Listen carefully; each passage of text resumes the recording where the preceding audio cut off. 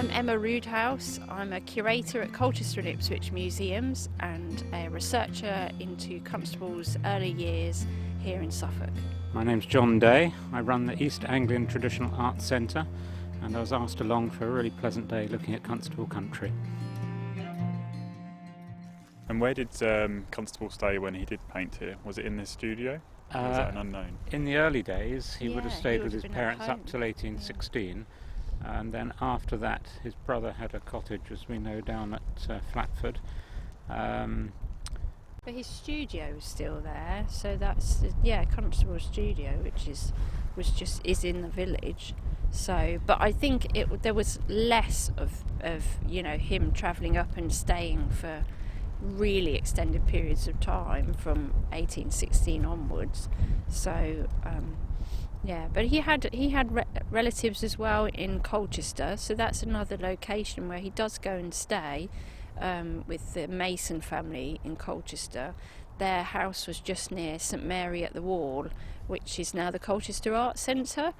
And he does a number of sort of sketches of that area and the historic walls as well. So, there was a network of Constable family and relations that he goes and stays with in the local area. There's his Aunt Patty, Stoke-by-Nayland. It's an interesting question, though, because he did come up for summers and spend quite a time here. Yeah. There's lots of sketches, 1818, 1820. Yeah. But I think he's got the studio because that still remains, within the family. So, and Dunthorne Senior was here. And then Dunthorne Senior's still here. There was a Dunthorne Senior and Junior. Sometimes call the younger Johnny. Johnny, that's right. Because that's how Constable refers to him in letters. We think that Senior was one of Constable's major instigators to make him become an artist, because they had interesting, parallel interests. But Dunthorne Senior was quite a man. He built cellos, and he was very adept at craftsmanship. He was known for painting, hatchments in churches, but also pub signs and... The Duke of Marlborough. John Dunthorne painted the pub sign, and Constable's mother writes to John when he's in London saying, Dunthorne's done a grand job of painting the Duke, as they refer to him. Yeah. I'd love to know where that pub sign is now. Can't find a picture of it. But, yes, Constable's parents weren't terribly sure about him at first, but I think his mother came round to him in the end. Yeah, and so really he was, one of the earliest sort of influences for the young Constable, because Dunthorne Senior was a fair amount older, so he was a kind of mentor to him really. So John Dunthorne Senior, his son Johnny, as we shall identify him because otherwise it gets very confusing. He became Constable's only studio assistant, so he was the person who got quite involved in mixing his colours and preparing his canvases and all of those sorts of things.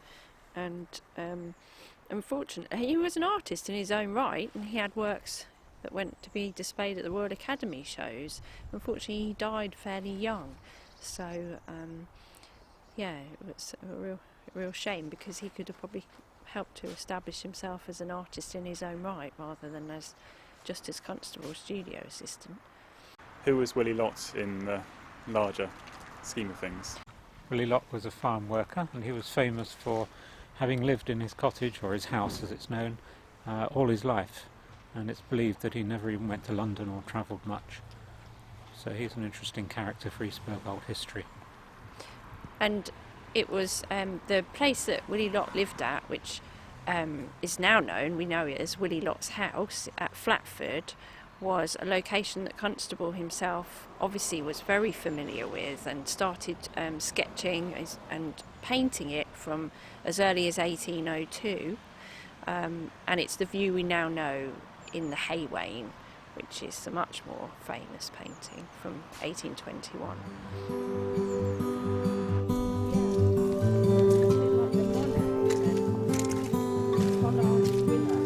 Yes.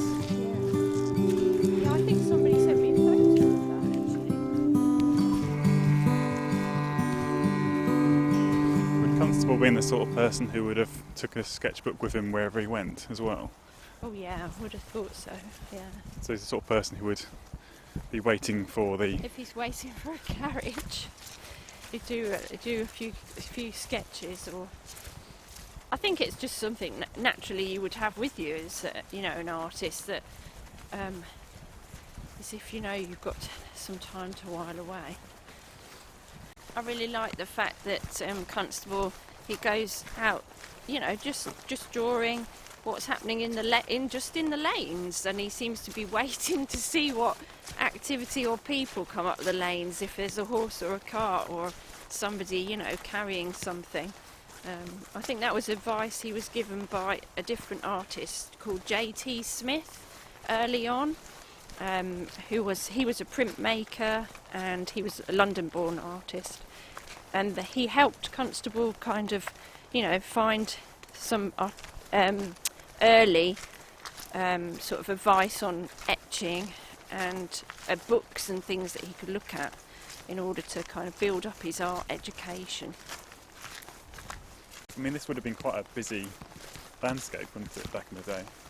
Yeah, I would have thought so. Much busy in terms of industry and sort of, people, regularly having to walk and ride these routes. But in the V&A they have amazing collection of sketchbooks by Constable, and they're pocket size, aren't they, John? They just sort of fit. They're not very big. No, they're less than 4 inches by 6. Some of them are right down to 3 inches by 4.5. So he literally did just jot down whatever he saw.